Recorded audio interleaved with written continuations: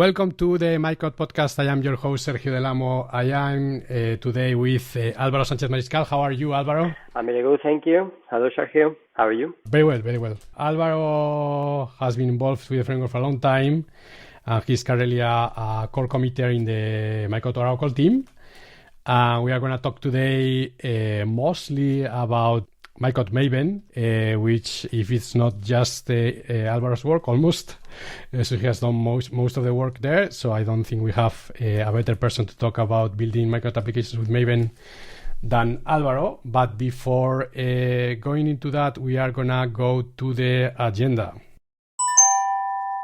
For agenda, we have many events upcoming. We have Álvaro, who is talking tomorrow, actually, in J4K, which is an online conference. He has a talk called Unleash the Power of Your Applications with Micronaut and GraalVM. So you are still on time of getting more content from Álvaro.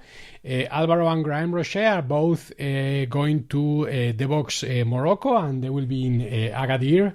Álvaro will be talking about implementing Kubernetes operators in Java with Micronaut framework.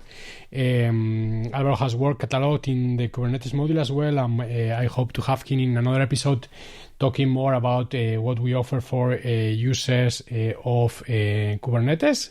And Graham Roche will be talking about GraalVM Cloud Native and a Micronaut deep dive. Yours truly, I will be going to an in-person workshop in London called Jumpstart Your Java Applications with AWS Lambda and the Micronaut Framework. That's I will include a link in the show notes. That's an invite-only event. So if you are interested in learning more about Micronaut and Lambda, please don't hesitate to apply. Graham is going to do several talks in Java 1, also together with Bob Beckwith. They're going to be talking about Micronaut data, GraalVM, and Micronaut framework. They're going to be talking also about how you can accelerate your microservice productivity with Java, GraalVM, and the Micronaut framework, and also about building Java cloud applications with the framework, GraalVM, and the Oracle Cloud infrastructure. And last but not least, Álvaro is going to do an in-person talk in Belgrade, Serbia for the conference HipConf in November, the 3rd and the 4th of November. And the talk is titled Unleash the Power of Your Applications with Micronaut and GraalVM. I will include links to all of these talks in the show notes of this podcast episode. I hope to see you in some of those talks. Remember, especially tomorrow, Álvaro has a talk in J4K, so that's like a last-minute chance to listen to that. Thanks, everyone, for... that's all for agenda. Let's go into the main topic. So I guess the first stop is, so Micronaut, we say, is language agnostic. You can build Micronaut applications with Java, Groovy, or Kotlin. We always say, like, is test framework agnostic. You can build Micronaut applications using JUnit 5 or Spock or CodeTest if you are like probably on the Kotlin side of things. And we say also that it's build agnostic, and what we mean by that is that you can build your Micronaut applications either using Gradle or Maven. In fact, we have many users using Maven, even if it's not the default. We have many users using Maven. We have a module called Micronaut Maven Plugin.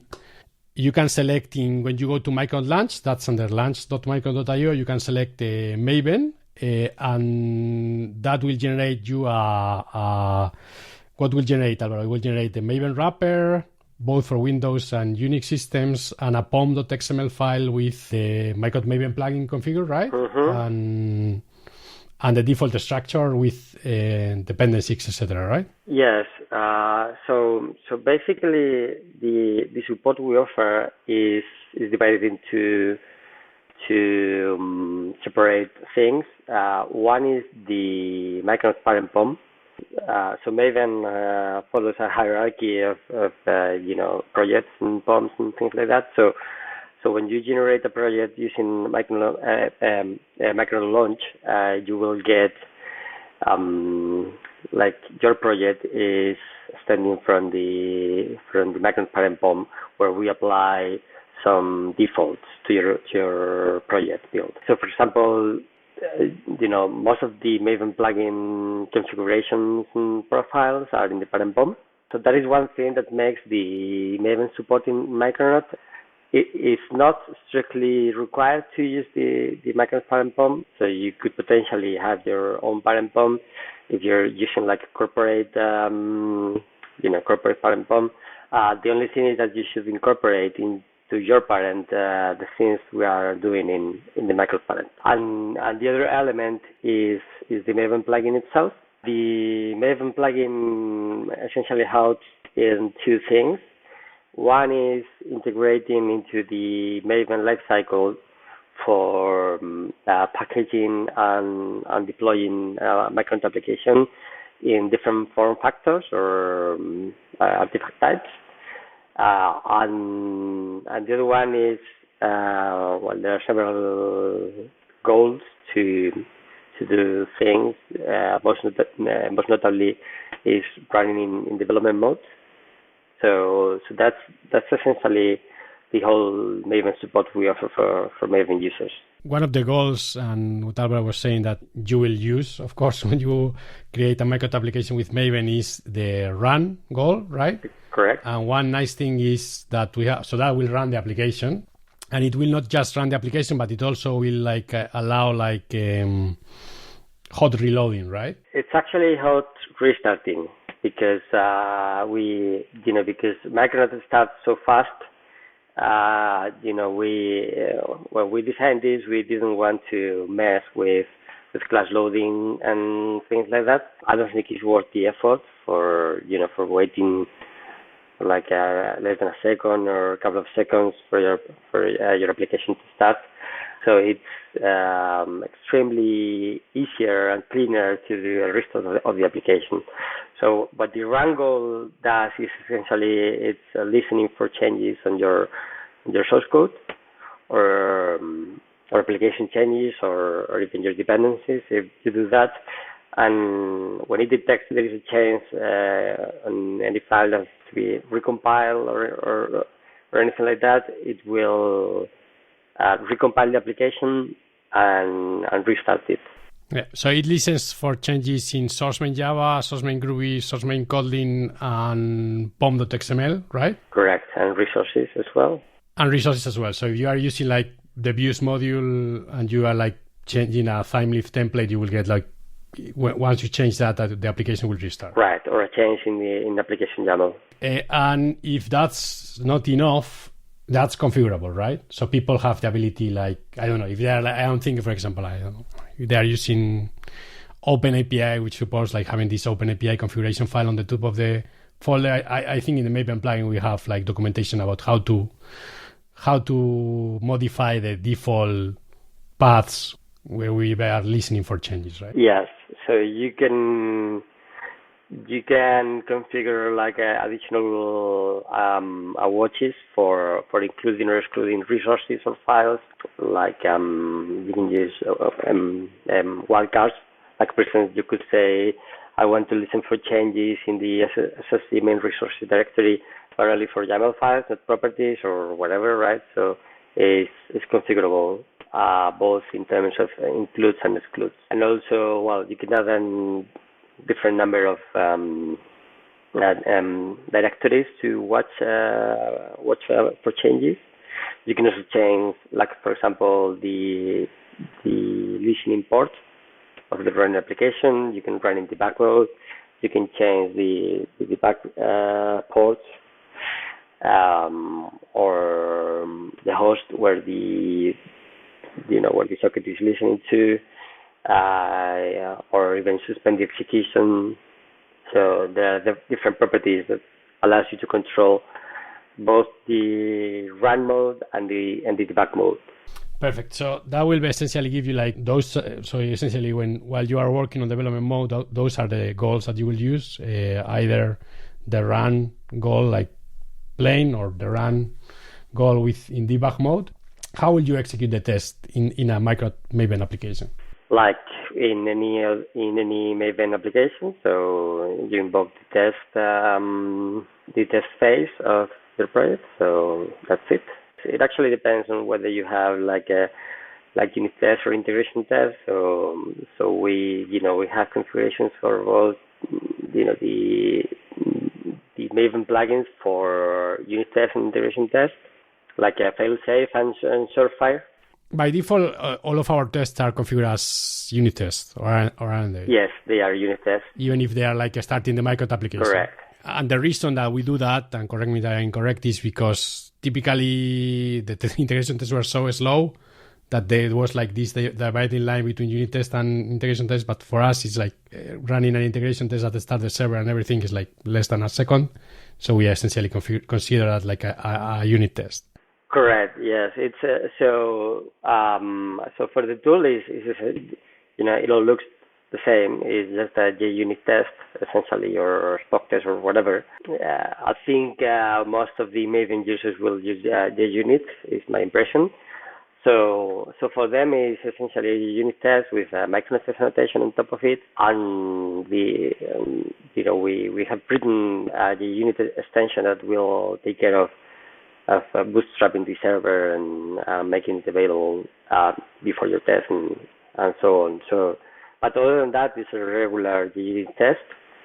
So using npm test should be enough to run your test. Perfect. Then the next step is develop the application. We run the test to verify that the thing behaves as we expect, and then we want to distribute it, right? And there's what we in Maven plugin we call packaging, right? And we have like different configurations, right? And the default one will be to generate a fat jar. Mm-hmm. How will people generate this fat jar, and what can they configure? Yeah, so one of the design goals we followed for the Maven plugin is to, instead of offer additional goals for doing things like this, we wanted to integrate into the Maven lifecycle, because the default lifecycle already has like phases for things like, for instance, package an application or deploy an application, right? In the case of packaging an application, there is like an NVM package a phase of the default lifecycle, and what we do is we have a customized phase for the default lifecycle, so that we can have control over the plugins and goals that are participating into the packaging phase. And we allow users to control that using the packaging type of your POM. So there is like a core property in a POM file, which is packaging. By default, it's a jar type, but we introduce custom packaging types that we can react to and configure the build differently, configure the packaging phase differently to introduce that. For example, when you say that your packaging type is native image, we introduce the native image Maven plugin as part of the packaging phase in the correct order, because you need like, for example, to produce native image, you need to compile the application, to package into the jar file, etc. The same for Docker, right? So for Docker, we produce Docker images based on exploded format. So we, by default, we don't include the jar file into the Docker image, but instead we include the classes into different layers of the application. And everything is controlled with the packaging that can be specified, can be hard-coded in your POM, or like the default is to use like a property you pass on the command line. So you leave your POM with a variable, and then you specify the packaging using a command line property. For a user, so if you run like a Maven wrapper package, that will generate without specifying any system property, that will generate the fat jar by default. Exactly. And if you specify the system property with -d, so that will be like -d packaging, then you can specify, for example, if you want to generate a GraalVM native image, you specify native image with a dash, so everything lowercase with a dash. The only thing for users, if they want to try that, is, and correct me if it's incorrect, you have to be using a GraalVM JDK, right? Yes, that is correct. For that particular package, for the native image, not for the. So if you want to generate, for example, a Docker image of your application, you can just generate a Maven package minus D packaging equals Docker, and that will generate a Docker image. But if you want to generate, for example, a GraalVM native image, you have to, and that's really easy to do with. If you use something like SDK man, you essentially have to change, like do SDK, use Java and the GraalVM JDK, and then you can just run your Maven goal as you are used to. Yeah. So when you package when you want to package for a native image, essentially you're producing like a locally, like a system dependent native image, and that requires using GraalVM SDK. We have a Maven profile that gets activated when you're using this GraalVM JDK, because there are like some dependencies that need to be included, and some minor things, and we do that transparently for the user via profile that gets automatically activated when you are using GraalVM locally. But like you said, that will produce a system-dependent native image. So you're a Mac, it'll be a Mac native image, and so on. So if you want something else, you would use the Docker native packaging type. So the Docker native will produce a Linux-based Docker image with a native image inside. Correct. So that will, if you are, for example, working on the Mac and you want to deploy, your end goal is to deploy your application to a Linux server, to an, I don't know, like an AWS EC2 machine, you will not run Docker native, but you will not run native compile, but you will run Docker native, because that will essentially generate the native image inside the Docker container built for Linux, and that way you can take that native image and distribute it to your server. Correct. What options do users have to essentially, so if they want to generate like a Docker image of their applications, do they have to have a Docker file in their application? Do we have one for them by default? Can they change that? What are the options? Right, so they don't need to have any Docker file. However, if they have one, we will use it, right? So you can bring your own Docker file if you have it, but most of the users will need to have a custom Docker file because we have like default Docker files, but depending on the options you provide, like for instance, you could there are several options to build Docker images, especially for GraalVM based native images. You could build, like for example, a Docker image targeting Oracle Cloud Function. So then we have a custom Docker file template where the base image is the one that you need for Oracle Cloud Function. The same we do for the AWS Lambda. So there is like an additional property, as well as the one we mentioned before, packaging. There's another one called Micronaut.runtime, and based on that, the Docker file template that needs to be used for your use case. So for example, if you're using a Docker image for Lambda, then you will say like nvm package minus d packaging equals Docker minus d Micronaut.runtime equals Lambda. And then we have like a Docker file which is based on Amazon Linux 2, which builds the Docker image with a layered configuration. So one layer for the application classes, another one for the configuration, another one for the dependencies, etc.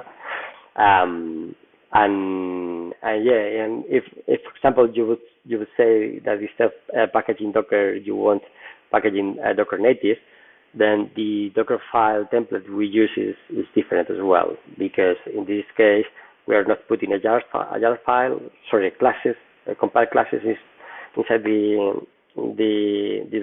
Docker image, but instead we produce like a native image inside the Docker image, and we set it as the entry point of the Docker image, so it can be run, etc. And there are like different options for different runtimes, and we have different Docker file templates. But you can always bring your own if none of those meet your needs. So that's always an option. You can generate the Docker file that we are like using the Docker file goal, right? Exactly. And then you can, so instead of starting from scratch, you essentially take what we generate for you and you tweak it to your, I don't know, to adjust it to your needs. Exactly. One point that Álvaro mentioned there, and I think that's important to clarify, is following the topic of Micronaut is agnostic about everything, is even though the default runtime is netty, we are kind of so you have probably heard us use this marketing term like Micronaut is a foundation layer, but it's actually true in the sense that when you generate a Micronaut application in Micronaut Launch, by default you have the netty runtime, and you will have in your dependencies the Micronaut HTTP server netty, but you can build Micronaut applications using a servlet and deploy them to Tomcat. You can use even Kafka listeners, pure Kafka listeners without a server, or you can, as Álvaro was describing, like deploy functions which don't have like a server, but they just have like an entry class, and deploy them to Oracle Cloud Functions or to AWS Lambda. So it's important that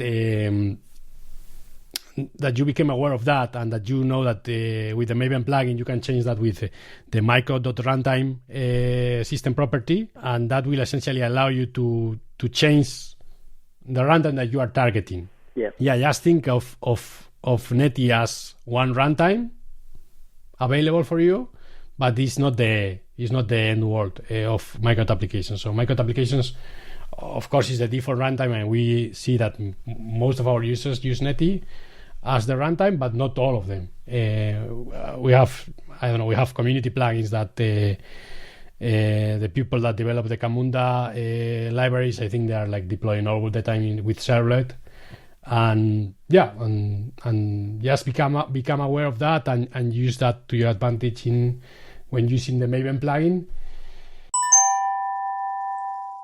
I wanted to touch one thing. So I talked to Cedric in the podcast several weeks ago about AOT. AOT stands for ahead of time, and we like to say that these are kind of ahead of time build optimizations, and we support it in both Maven and Gradle plugin. Can you explain a little bit what? So this is an opt-in feature, so users can try it out, they can use it, they can skip it.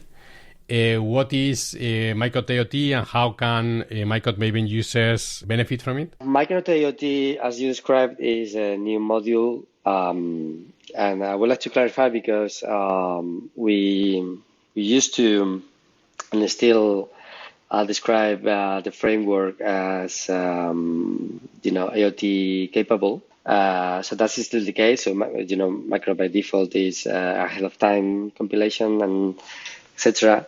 But we have a new module which brings the same name, is Micronaut AOT, and the idea with it is to offer additional built-in optimizations to optimize an executable jar file for a particular environment. So the idea is that there is a set of built-in optimizations. Like, for instance, we could fix the environment of a produced application so that there's no need to do environment deduction at runtime, and we can discard some parts of some bins at runtime that are not needed because the environment is fixed. Same with configuration formats, or there are like over a dozen of transformations that could be added to the build. And like you said, it's available from both Maven and Gradle. So you decide whether you want to use IoT or not. And if you want, you can choose which optimizations you want in your build. There are a number of optimizations that are, if you enable IoT, that are enabled by default. Others are still considered unstable or experimental. Like for example, we can convert loopback XML from XML to Java configuration, and therefore reduce. We can save all the XML parsing that loopback will take at runtime. But that requires an alpha version of loopback, which is not stable yet.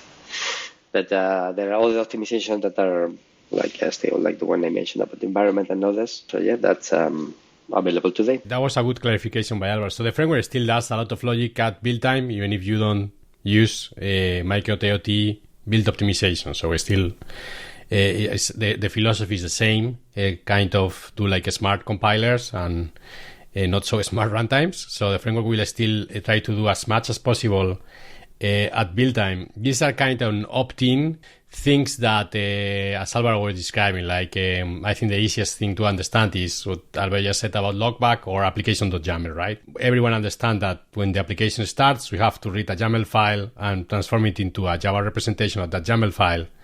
And if we can do that at build time, win-win, right? Nothing bad there. But also environment deduction. So Micronaut, by default, we try to infer whether you are running on an EC2 machine or you are running on other clouds, or whether you are running in and those environment deductions, sometimes they involve checking if a file exists in a disk, or sometimes even a network request.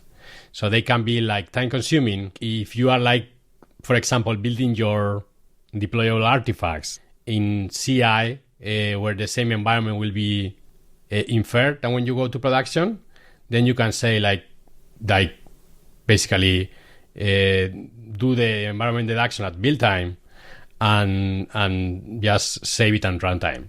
This is granular. You don't have to go all in. You can select which optimizations you are comfortable with, and how can Maven users opt into this? What do they have to change in their build, or what do they have to do at all? Just with a property in the properties section of the BOM, we said Micronaut IoT enable true, and do they have to add any additional dependencies or anything like that? No. There is to actually choose which optimizations they want to enable or disable. There is an IoT properties file, and by the way, this is already integrated in Micronaut Launch. So when you generate a new application with Micronaut Launch and select the IoT feature and Maven build, you will get actually two different IoT properties.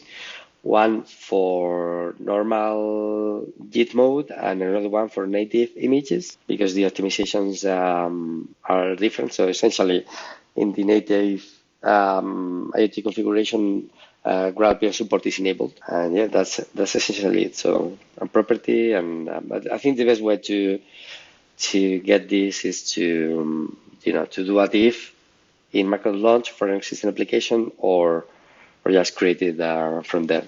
Another thing I would like to mention is, to be clear, is that once you choose IoT, the generated application is not going to be portable anymore, but instead will be environment specific. For example, one of the optimization is to pre-compute the environment variables, right? Because in some scenarios like Kubernetes, there might be lots of environment variables available to the running application, and there is a process in Micronaut where we convert environment variables to properties with all possible combinations. So what, if we do this at build time, then obviously we save time at runtime, but obviously as well the application is not going to be portable anymore. depending on, your situation, you, like Sergio said, so if you have, I don't know, like Jenkins running on EC2 and you're deploying on EC2 as well, then you're good to go. But otherwise, it might not be the case. So go one by one and then decide which one is applicable to your environment. That's a good point. So there are some optimizations for which you have to align your build time with your runtime so that they behave as you expect, right? How can people if you use like the Micronaut Gradle plugin and the AOT optimizations, we get like some extra Gradle task to like run the optimize. So you get like an optimized run. Is that similar in the Maven plugin, or will be in the moment you opt into AOT, in the moment you enable AOT in the properties? When you run Maven run, will you run the optimized jar or? So Maven and Gradle builds are different. So in Gradle, you have like specific tasks for different things. So not only to have the optimized variants, but also like, for instance, for there is a run task versus a native run. Native tests, etc. So there is like extensive set of tasks that you can choose to run. But in the Maven world, we did it differently. We did it like more Maven idiomatic. So we use the lifecycle phases to do that. So that's essentially the package. So when you're packaging an application, with packaging type, you select whether you want a jar file or a native image. And if you enable AOT with a property or with a command line flag, then the produced package will be AOT optimized. So like I said, there's nothing else to change in your workflow. So, and the same applies for MN run. MN run is not a lifecycle phase, but a specific goal. And it will respect the AOT enabled property if it's present. I don't think it makes much sense to run locally with AOT enabled, but maybe you can test how it's going to behave. Other than that, it shouldn't be the case that you will need to do that, because running AOT will increase the build time. Correct.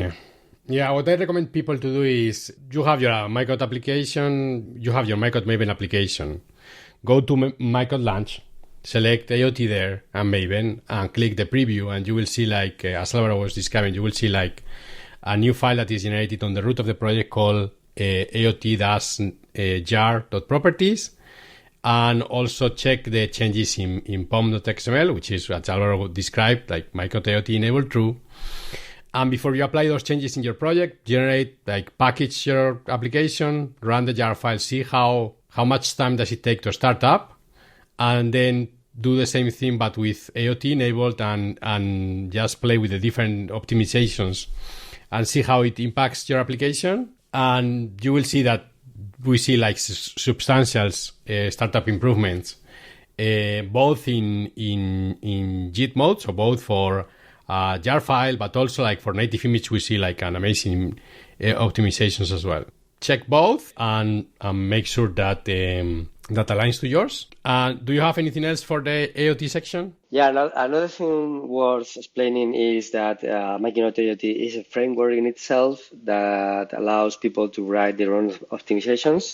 This is also an option, like, for example, Micronaut Security will introduce some built-in optimizations as well, that maybe you're actually more familiar with that than me.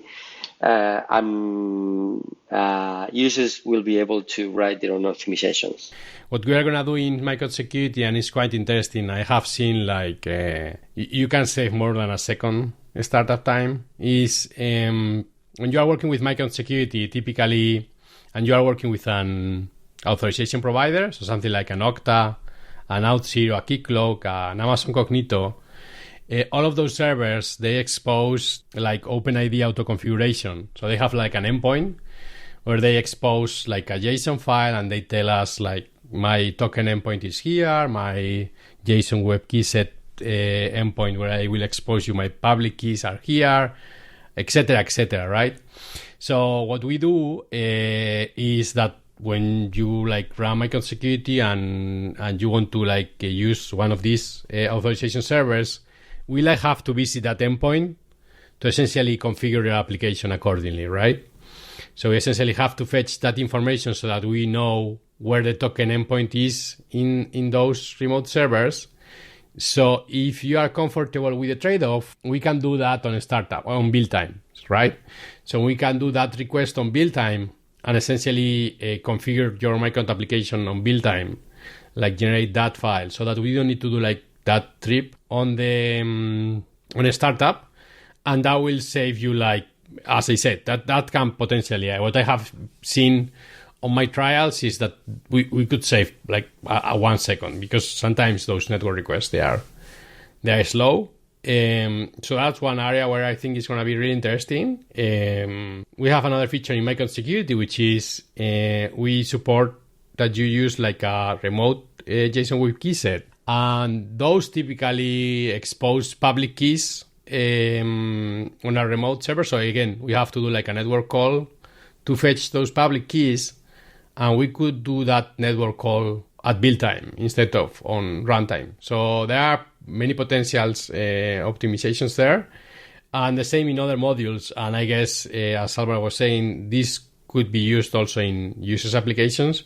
So if your application needs to do like a network request on a startup to fetch some information from your company API, you could potentially like do that on build time and just expose it with an Micronaut AOT build optimization. So yeah, we are quite excited about this. I think we have just scratched the surface, and I think the best is yet to come.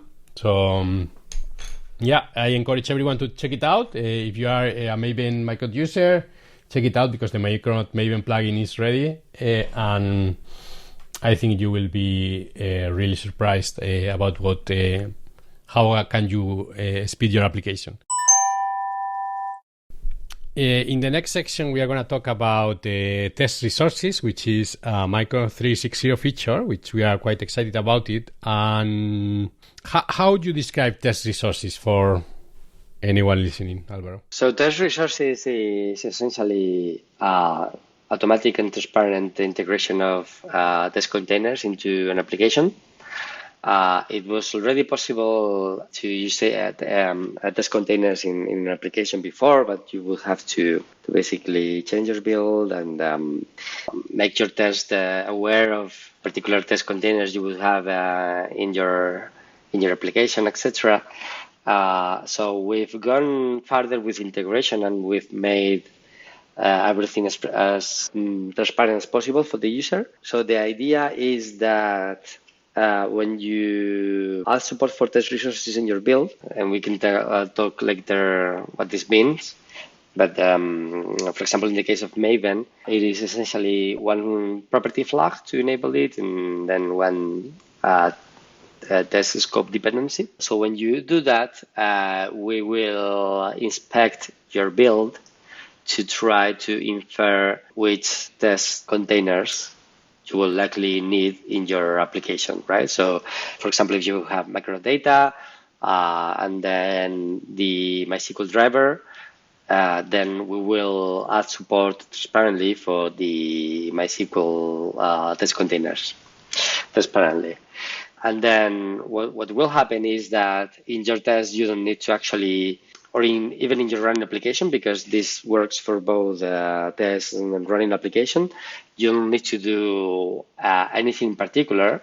So say you have an application YAML without JDBC URL, without user and password.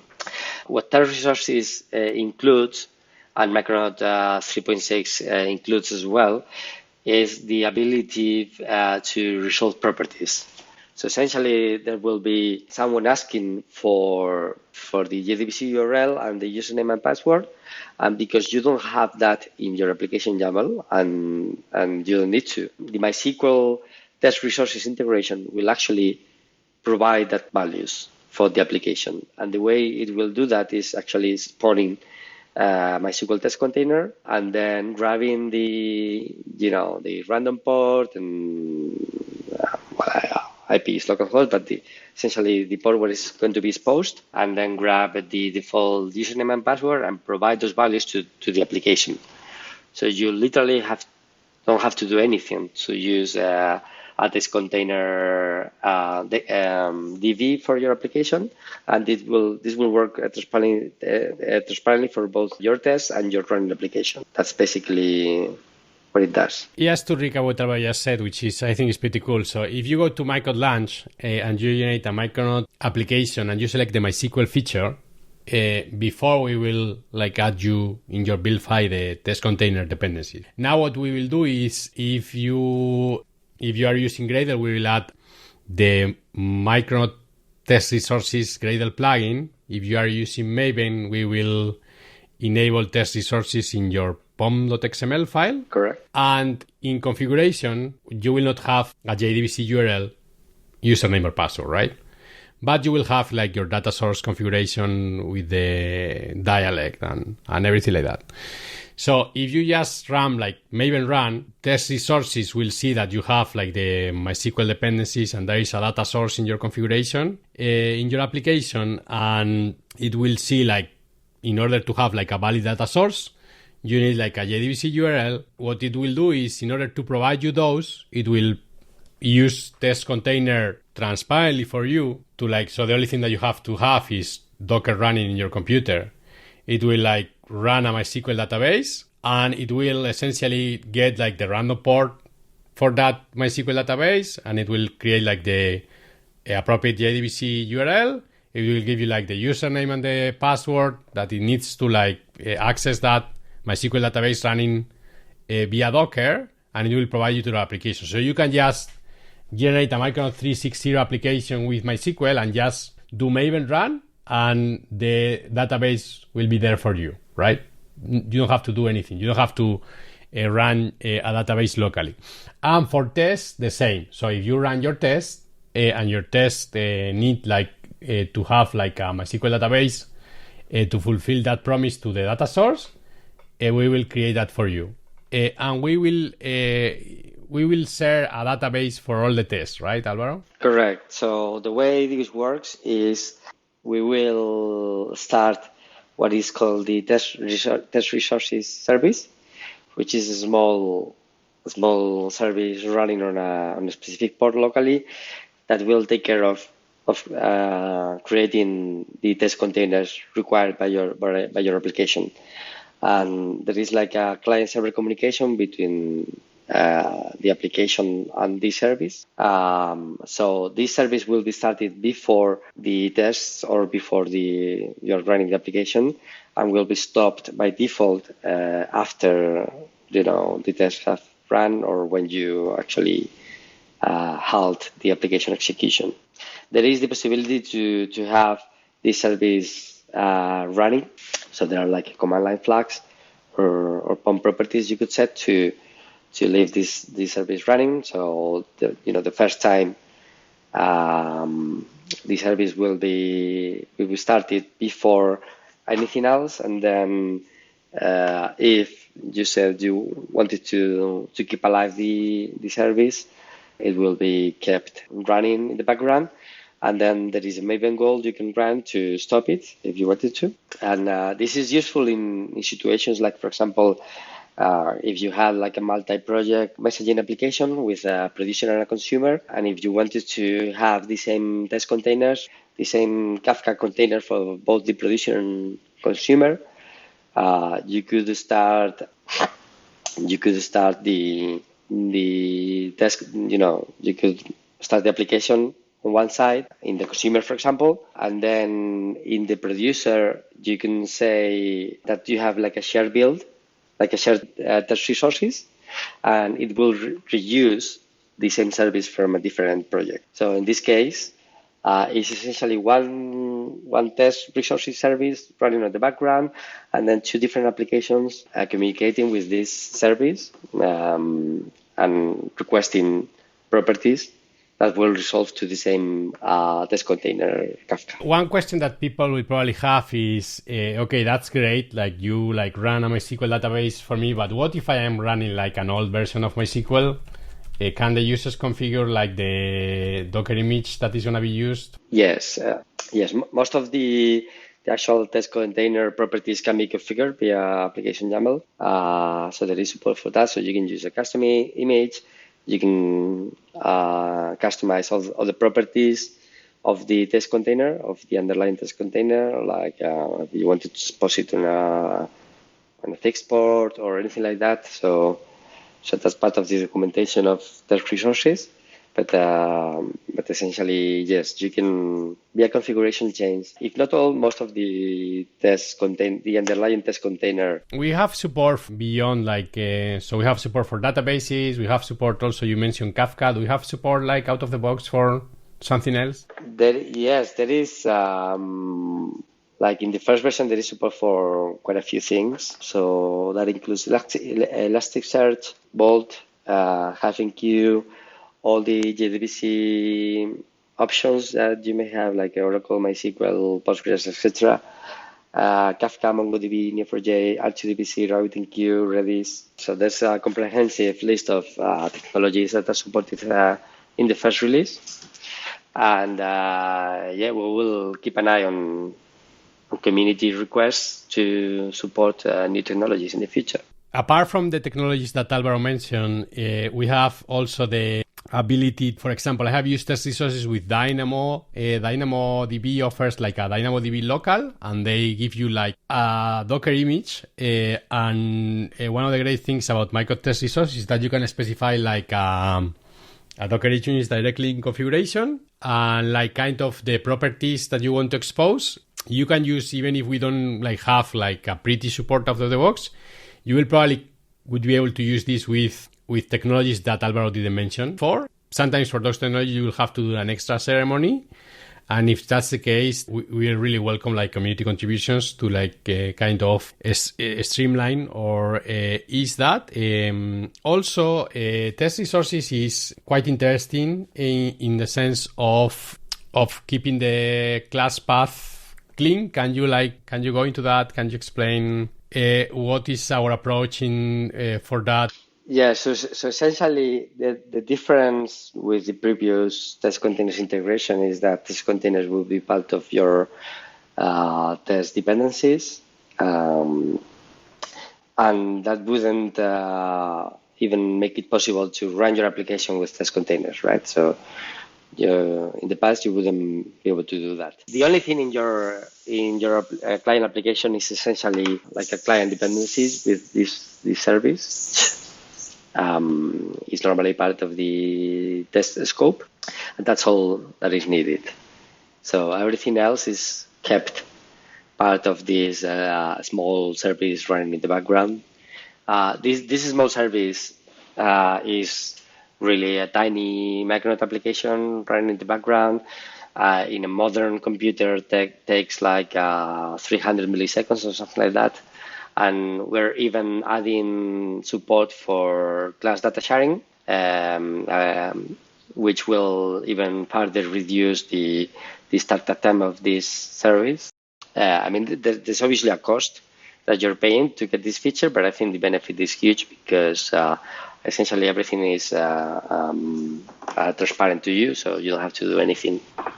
Yeah, so if the way I like to think about this is, so if you wanted to do this before Micronaut 3.6 without test resources, right, and you wanted like to kind of run automatically on when you like run on development your like a MySQL database with test containers, when you like did Maven run, you will have to be really careful about like not adding that dependency to your main class path that then you are going to deploy to production, right? And this completely abstract you to that, right? So you are not never going to leak like the test containers dependency to your main class path.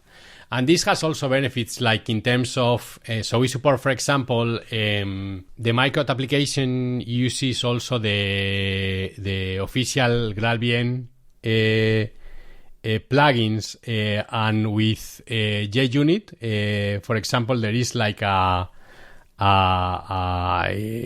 you can like test the native image, And if you had in your test class path the test container image, as you can imagine, that can be problematic to generate like a native image of your application. And if so, it is important in general, like to have like a clean class path for this kind of, because at the end of the day, you want test container is amazing, but you just want it to like kind of start these third-party dependencies. You don't really want it in your application. This is kind of like a tool that you want to like essentially start these third parties, but it's not like part of your application. This kind of creates this separation between the two. So we are really excited about this. Moreover, the way the test resources in Micronaut is architected is you could even use this without test containers. So if you have like a dependency that is not distributed at a Docker image, but I don't know, like as a jar file that you have to run manually, we have tested and you can like do that as well. So it will be a bit more involved. But the reason we didn't call it this test container resources is because it is not just for test containers, although with test containers really signs, but this can be used like to essentially like provide any test resources seamlessly to users. So what can we say else for you? One extra thing that I would like to say is we have been updating all the Micronaut guides to show how to use test resources, because we have many Micronaut guides which use technologies like relational database, but also like Kafka and things like that. So if you want to check it out, I think the easiest thing to do is go to Micronaut Launch, generate an application with your favorite database, and just do Maven run and see how you don't have even to start to have the database running in your computer to see it work. And another way to do is go to Micronaut guides and just browse through these tutorials and see how can you use it. And you will see that there is no much that you have to do as a developer. That's kind of the goal. The goal is to simplify working with these third-party dependencies that we all need to work with. Have I forgot anything, Álvaro? Should we point? No, I think you've described everything. So like you said, there's some supported modules by default, like the ones I described for databases and other messaging technologies, etc. And this is extensible, so users can implement. It's really implementing like an interface, which will let Micronaut know which, for this custom implementation, which properties is this integration resolving. And there are, it could be used with a generic way. So, for example, imagine for SMTP, if your application were to be sending emails, it's possible via configuration to use the custom image and to specify the properties that are going to be resolved by this integration without having to write any implementation at all. So I think with the generic support should be enough for most of the things that we don't support by default. But like I said, if there is like really much interest in supporting any particular technology that we are not supporting yet, we will definitely consider doing that in a feature release. And yeah, we've put quite amount of time doing this. We care a lot about the developer experience. So we hope this is going to be massive improvement for people at development experience. And like you said, Sergio, this is only meant to be part of the development lifecycle, development and test lifecycle, but shouldn't be part of the production application. So the generated class path will be clean of any test containers dependencies whatsoever. Yeah, that's important. So I think don't fear that this is going to mess up your production deployment. On the contrary, this is going to be probably make it cleaner because this is kind of creating this separation. So yeah, check it out. Quite probably the most exciting feature of Micronaut 360. We hope to get some feedback, and we will probably be creating like more documentation around this. We already have like a reference documentation module. So if you go to docs.micronaut.io and you scroll down, you will see that we have like a link to test resources, and you will find all the documentation that you need there. Are we forgetting anything that we should point people to? So, of course, you don't have to remember all of this. Just remember to go to docs.micronaut.io, and we have a link to the Maven plugin documentation that is in a documentation format that you are used to when consuming Maven plugins docs. And I think the Maven plugin documentation is quite good, but if you have, of course, any improvements, all of this is in a GitHub repository in the Micronaut projects. I think it's Micronaut Maven, probably the repo, or Maven plugin. Maven plugin. Maven plugin. So if you have any, so PR, as we always say, PRs are welcome. If you have any improvements to the docs or to the plugin, you will probably interact there with Álvaro. Well, there is one final thing we didn't talk about, and is how to deploy Micronaut application. Once again, deploy is a phase of the Maven lifecycle. And here we again respect the packaging type. So by default, when you're deploying a jar file, you will push the jar file to a remote a repository like Artifactory, whatever, Nexus. That's not changed. The benefits come when you're changing your packaging type. Like for instance, if your packaging type is a Docker image, deploying means pushing the image to a remote registry. So I think that's again like a good user experience, because we respect the package and deploy phases of the Maven lifecycle. So that's like one-stop shops for users to package and to deploy the applications. And depending on the options you're providing, you can specify where to push the Docker image to. So there are multiple configuration options to specify like the registry credentials and Docker configuration and so on. For packaging Docker images, we use zip under the hood, among other things. Zip is one of the options when you're packaging a JVM application, right, in JVM mode, not in native image. So when it's in JVM mode, we use zip under the hood because zip has great support. It has very good defaults for most Java users, and will produce a really optimized Java application. All we have to do is to put the different things in the places where Jib will take them to prepare the Docker image. And for deploying an application, we also respect most of the Jib plugin configuration. So you can you actually get a Jib plugin as part of your Maven build, and you can use Jib. Instead of having those configuration options to the Micronaut Maven plugin, we instead decided on reading them from the Jib plugin configuration. So if you have them there, we will read it from there, and we'll respect those options to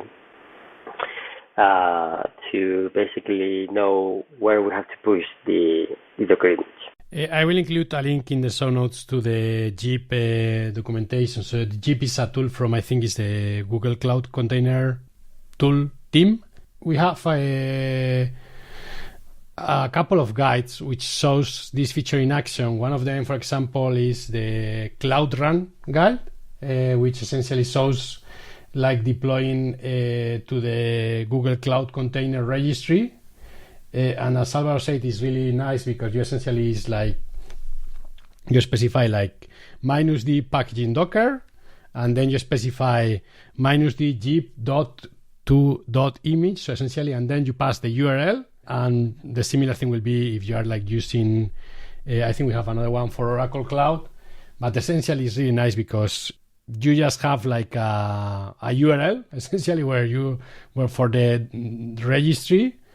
And the plugin takes care of everything. So you just push to this registry and you forget about it. Exactly. Well, it's not an actual URL, but an image name format, right? So it has like the first part is the domain, and so that could be gcr.io or ECR or whatever, right?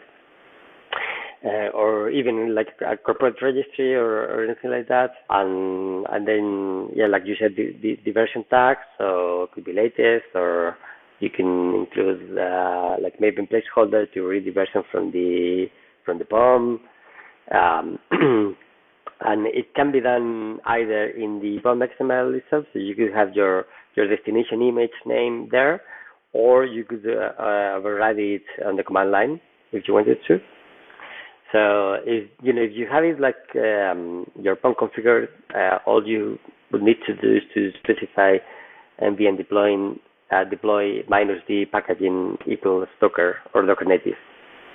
That should be it. So we will produce the Docker image with the same options that we discussed for the packaging phase, and then respect the Git plugin configuration for pushing, for determining where to push the image to.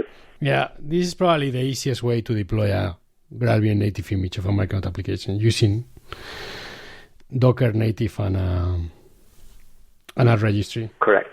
I think because it you essentially are like completely abstracted upstream of what's running inside that Docker image.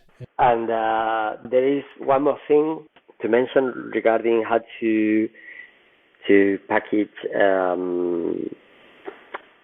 GraalVM native images in Docker. So there are three options, if I remember correctly. One is like the default, so you get like a native image on top of a Linux base image. Another one is mostly static native image, where the base image is like a trimmed down base image, is like a smaller image, and it uses the what is it called, the muscle library, which is like it's essentially a way to have like a dynamic libc linking for your native image, right? And you could also generate a pure static image.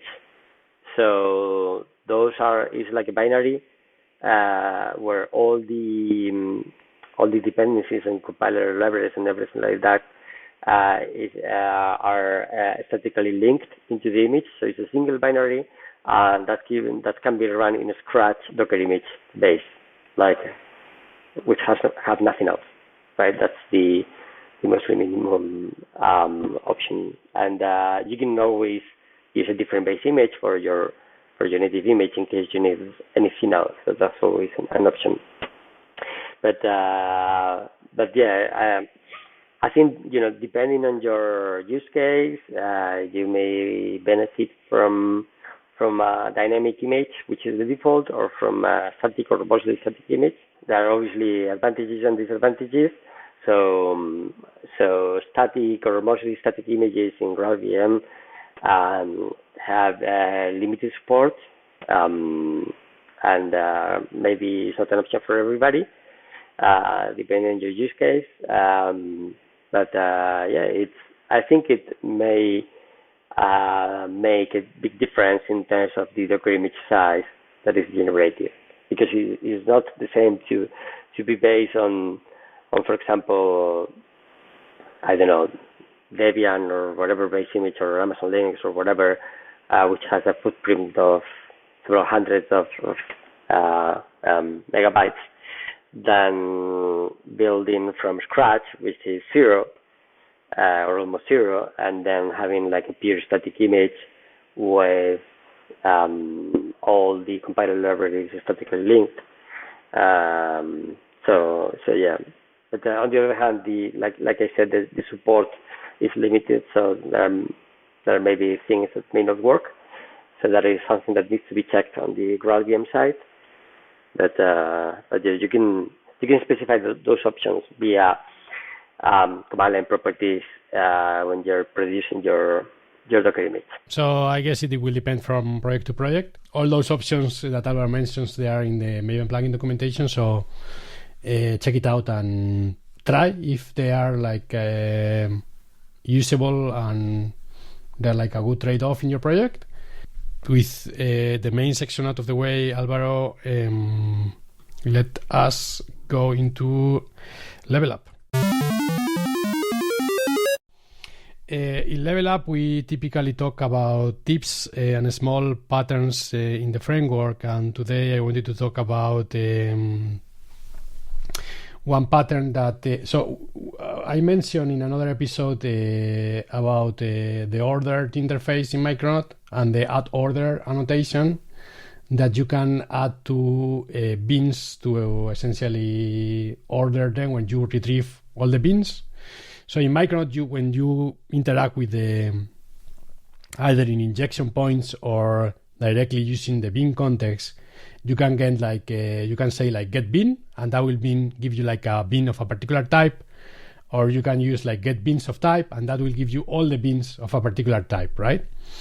And if you are like using constructor injection, you can inject like a single bin, or you can use like a list of bins of a particular type. And when you inject a list, we mentioned the other day that thanks to the ordered interface and the order utils, which is this util class which will order those that list that gets injected into your class, you can get those. So the composite pattern that we use in several places in the framework, the idea here is that if you have like an interface, like say favorite color, and you have like several implementations of that interface, and you like inject favorite color the interface in your classes, you will get like an exception, and you will see the exception. It will say not unique bin of type, and essentially will tell you like you have multiple implementations of that type, and Micronaut doesn't know which one to inject. So in Micronaut we have this annotation called add primary, and when you annotate one of your implementations with that primary, and you essentially tell the framework I want to inject only one, it will essentially pick that and inject it in your class. The composite pattern, the idea is that you create like a class. We typically name those classes in Micronaut composite whatever. For example, we have one which I think is an easy to understand example.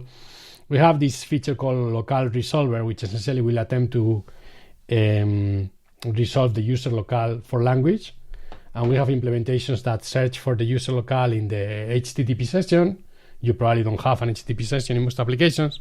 You will search for the locale in the header, in an HTTP header. I think it's the accept language HTTP header.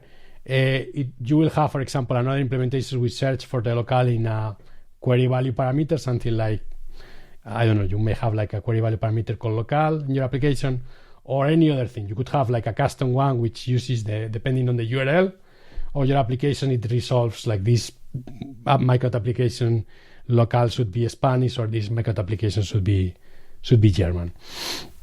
So in what we have in the framework is we have one class called composite local resolver, which in the constructor it injects a list of local resolvers, and that list gets injected in order. And this class is annotated with a singleton, and it's annotated with a primary, so that when you inject that class in your classes and you invoke the method, it will essentially go through all the implementations, and it will, in the moment one of the implementation resolves, it will return the result. So for example, I think local resolver returns an optional.